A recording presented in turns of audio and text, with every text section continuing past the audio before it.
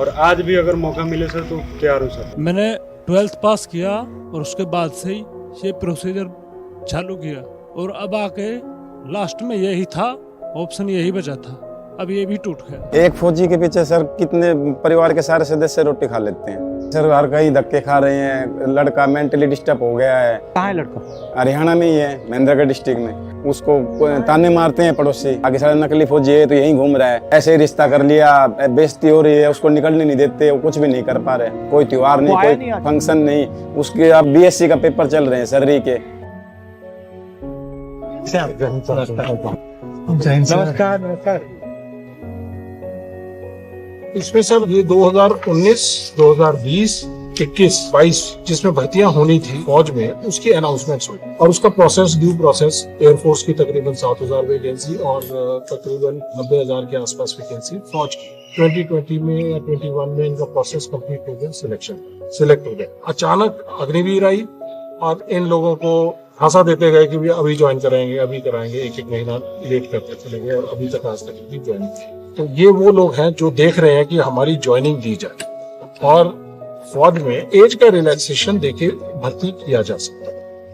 और अग्निवीर लाने की वजह से ये बेरोजगार रहे, इनकी ज्वाइनिंग कंडीशन। मैं बताता हूँ, जैसे कि 21 साल की उम्र में हमारी भर्ती हुई सर। लगभग 2 साल हमें मतलब भ्रम में रखा गया कि अब आपकी भर्ती होगी, अब आपकी भर्ती होगी। और उस दौरान सर हम लोग राजनाथ सिंह जी से भी मिले, बस उनका आश्वासन मिला, उसके सिवा दूसरा कुछ नहीं मिला। देश सेवा करने का जज्बा जुनून हमारे अंदर शुरू से ही है सर। और आज भी अगर मौका मिले सर तो तैयार हो सर। 4 साल 5 साल मेहनत किया हूँ, तब जाकर सर 2 मेडिकल क्लियर हुआ था। लास्ट बारी था, इस बार ओवर एज भी होने वाला था। इस बार बहुत मेहनत किया था सर, तब जाकर मेरा भर्ती क्लियर हुआ था। लगभग ऐसे 1.5 लाख युवा है जो मतलब हर तरह से क्वालिफाई है, केवल ज्वाइनिंग और ट्रेनिंग पे जाना बाकी था सर।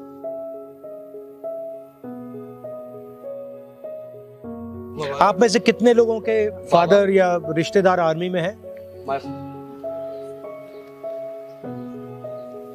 मेरा बाबा एंड पापा दोनों ही थे, उनसे हमने सीखा हमें आर्मी में जाना है। अग्निवीर के थ्रू हमें नहीं गए थे, हम पुरानी भर्ती के थ्रू गए और हम वही अब डिमांड कर रहे हैं कि जो पुरानी भर्ती जो हमारी है उन्हीं के तहत हम जाना चाह रहे हैं। तो हमें आपकी मदद करने के लिए क्या कोशिश करनी चाहिए?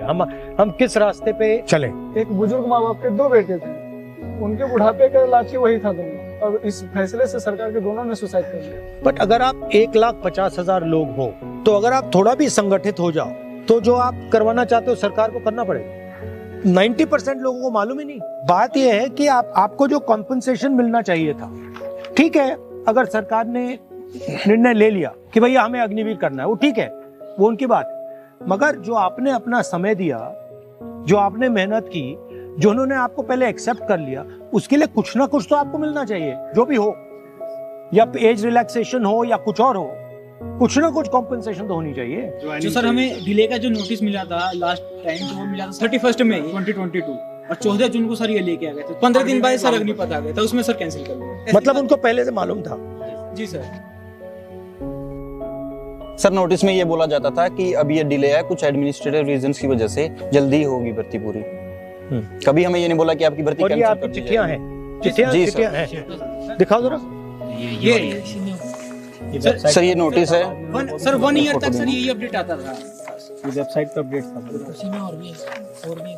सर। ये राजनाथ सिंह जी का लेटर है जो उन्होंने हमको दिया था, और ये सर बच्चों का डेलीगेशन गया था राजनाथ सिंह जी से मिलने, उसका फोटो है। 10 जुलाई को सर हमारी ज्वाइनिंग लेटर आ जानी थी 2021 में। ये सिलेक्टेड लड़के हैं? Yes sir. सर ये मेडिकल के बाद जो फिट और अनफिट की लिस्ट सर ये बहुत लंबी लिस्ट है, 4800 के आसपास इसमें बच्चे हैं।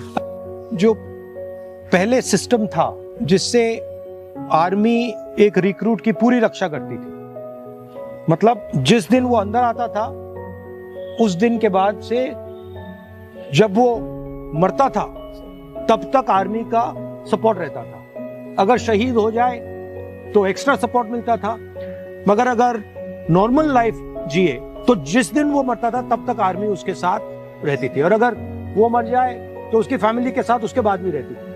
Not interested to invest their money indirectly to army, but they are thinking to invest for the technology at all. हाँ, तो आपने मान लो टेक्नोलॉजी पे इन्वेस्ट कर दिया, मैंने टेक्नोलॉजी पे इन्वेस्ट कर दिया, और जो जवान है उस पे इन्वेस्ट नहीं किया, तो टेक्नोलॉजी कैसे चलेगी? टेक्नोलॉजी को जवानी तो चलाएगा और कौन चलाएगा? अगर ये अग्निवीर में 4 साल में भर्ती होकर निकल जाएगा तो हमें स्पेशलिस्ट जो मिसाइल का बटन दबाने के लिए, टैंक चलाने के लिए, गनर और रिपेयर मेंटेनेंस उसके लिए चाहिए, तो कैसे करेंगे? तो उन्होंने 2 चीजों पर टारगेट किया है, किसान एंड जवान।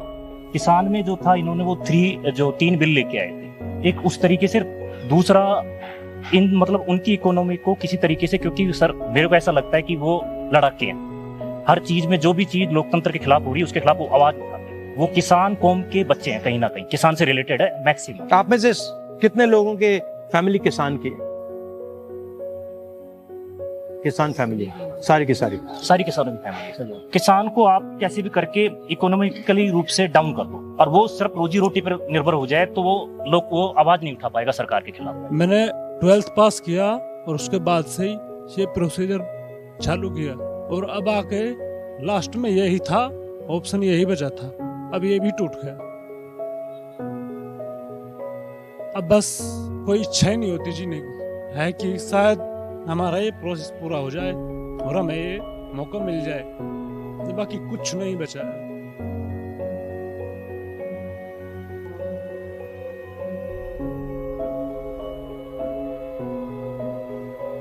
एक फौजी के पीछे सर कितने परिवार के सारे सदस्य रोटी खा लेते हैं सर, हर कहीं धक्के खा रहे हैं। लड़का मेंटली डिस्टर्ब हो गया है। कहाँ है लड़का?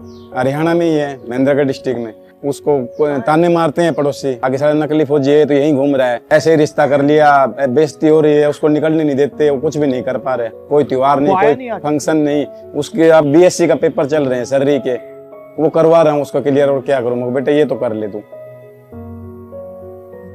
खेती बाड़ी करते हैं सर, क्या करे, कर्जा लेके बड़ी मुश्किल से पढ़ाया उसको, साइंस की किताबें पढ़वाई यार, फिर उसके बाद में अब तो सोचा समस्या खत्म हो गई, अब आराम से गंगा नहाएंगे, और उसके बाद में ये प्रोसेस और बढ़ा दिया, कोर्ट में जाओ और फिर उसके बाद में प्रोटेस्ट करो, यानी 2 लाइन और करो नोटिफिकेशन में ऐड। सर आर्मी के अलावा दूसरा कुछ सोचा ही नहीं था सर। सर दिन रात एक करके मेहनत किया था, 8 साल मेहनत किया हूँ तब जाकर सर गवर्नमेंट क्लियर हुआ। सर हमें जिंदा लाश बना दिया गया सर, इससे बड़ी हो तो कहीं खड़ा करके सर 63 सुसाइड।